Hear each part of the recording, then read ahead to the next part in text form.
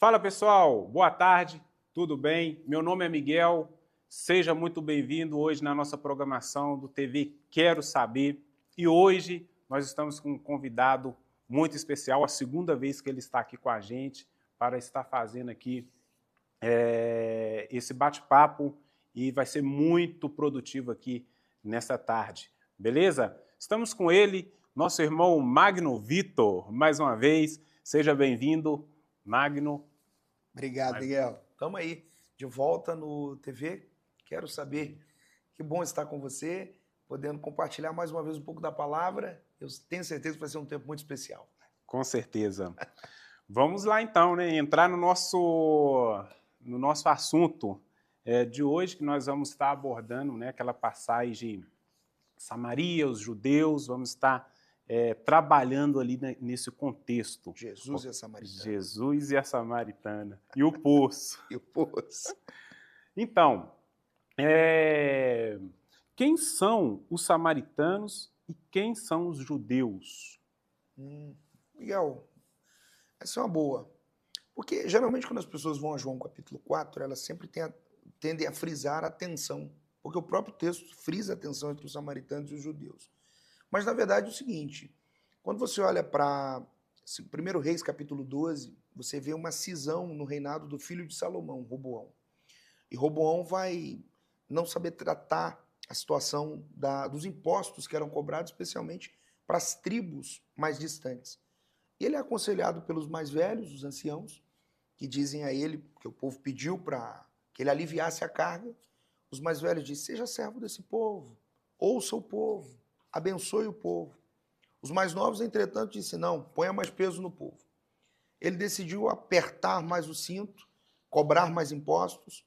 Ele usa uma expressão que se meu pai tratou vocês com chicotes, eu tratarei com escorpiões. Ele, inclusive, disse que o dedo mindinho dele era mais grosso do que o tronco de seu pai, ou seja, eu serei mais pesado. Essa cisão trouxe uma divisão para o reino de Israel. E essa divisão aconteceu no reinado de Jeroboão. O reino do norte ficou estabelecido como a capital em Samaria, de onde vêm os samaritanos, e o reino do sul, que especialmente a tribo de Judá foi a primeira a se agregar, depois a tribo de Benjamim, e aí ficou conhecido como judeus. Judeus. Né? Então essa é uma primeira informação de onde vêm os samaritanos, porque a capital é Samaria, e os judeus, que vêm especialmente de Judá. Essa identificação ela é mais histórica, ela vai acontecer depois, especialmente depois do cativeiro babilônico para os judeus e do cativeiro assírio para os samaritanos. Mas a divisão do reino se deu nesse primeiro momento. E aí você tem Roboão liderando Israel, especialmente o Judá, e tem Jeroboão liderando e reinando sobre o reino do norte. Sobre o reino do norte. E havia ali uma questão de adoração também entra nesse assunto, né? Sim. Que o templo era em Jerusalém. Isso. E o pessoal de Samaria descia para Jerusalém. Exatamente. Teve uma questão nesse sentido assim Sim, também, sim. né? A própria samaritana toca no assunto. Jesus começa a conversar com ela sobre o poço, sobre a água, sobre a fonte da vida. E aí a mulher começa a fazer alguns questionamentos a Jesus. Jesus olha para ela e diz assim, ela pergunta, na verdade, onde a gente deve adorar? No monte ou no templo? Porque ela o identificou como judeu.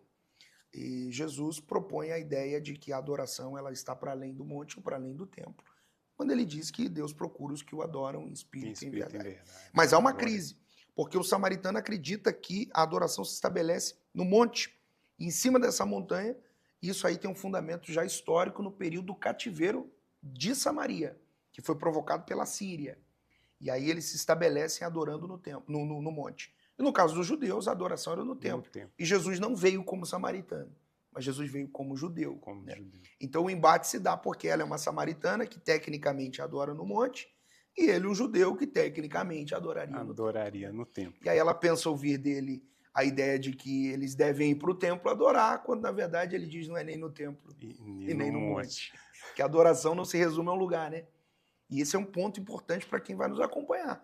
Porque às vezes você limita a adoração ao culto, à liturgia, ao ambiente de louvor, ao conjunto que você pertence, à estrutura de liturgia da sua igreja, quando na verdade a adoração está para além da geografia. É onde você estiver. É um culto pessoal contínuo. Glória a Deus. Foi até bom você entrar nesse contexto de Jesus e a mulher, que a Bíblia fala que ela tem essa frase: era necessário passar por Samaria. Aquele contexto que Jesus ele sairia da Judéia em direção à Galiléia, né? Sim. E aí entre esse caminho tem Samaria. Samaria. Né? E nesse contexto aí é comum, né? A gente entende, lê na Bíblia, que os judeus eles cortavam a volta, eles não entravam dentro de Samaria. Né? Como que você explica para a gente esse era necessário passar por Samaria? Pronto, muito boa pergunta. Bom, a frase era ali necessário passar por Samaria, em primeiro lugar, ela precisa ser desconectada da geografia. Por quê? Porque o judeu ele não passava em Samaria por uma série de fatores. Especialmente por um preconceito, né, com relação aos samaritanos, em relação ao cativeiro na Síria, e esse é um contexto muito necessário. Por quê? Porque quando o cativeiro de Israel, de Jerusalém, de Judá se estabeleceu em Babilônia, eles foram deportados para a Babilônia.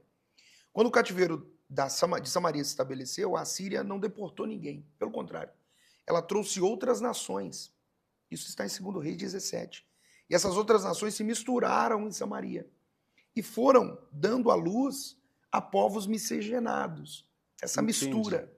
Então, o judeu pensa e entende que com essa atitude, o povo samaritano se corrompeu, se misturou. Se misturou, aderindo costumes, cultura, cultos, religião, e por isso, inclusive, também eles adoram no monte, porque vem uma cisão nesse meio do caminho. E tem um outro problema, que pouca gente fala, mas está em Esdras capítulo 4. Em Esdras 4, você vai ler o texto dizendo que o povo reúne-se para reconstruir o templo, que é o contexto também do profeta Ageu, a glória da segunda casa será maior do que a da primeira.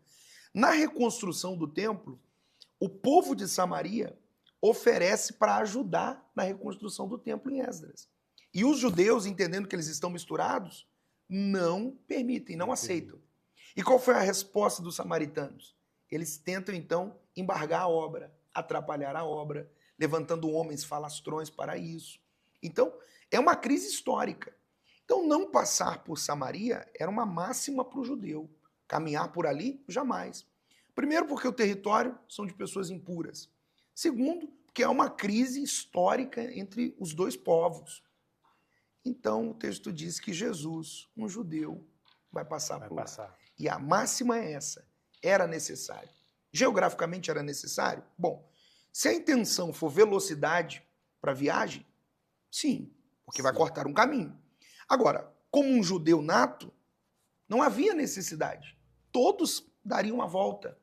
A necessidade ali não se estabelece do ponto de vista geográfico, mas sim do ponto de vista da soberania de Deus.